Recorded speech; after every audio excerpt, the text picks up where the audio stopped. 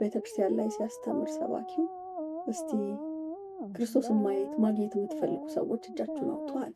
በቃ ሁሉም ሰው አንደኛ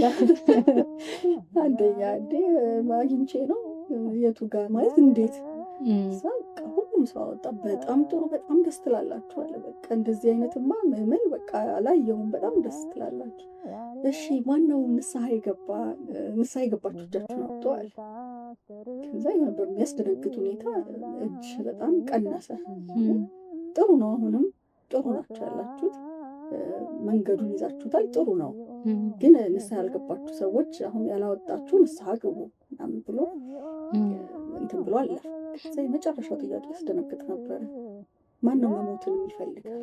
ከዛ ግን ውስጥ ማለት እኔ ራሱ ማየት በማልችላቸው ቁጥሮች ነው ወጥቶ የነበረው እና እንዴት ነው ታዲያ ልታዩት ትፈልጉታል?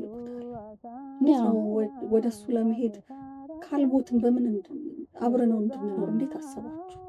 ለመኖር እኮ ይሄንን ፍቃዳችሁን ንስሐ ገብታችሁ ስጋ ወደሙን ተቀብላችሁ መሄድ አለባችሁ።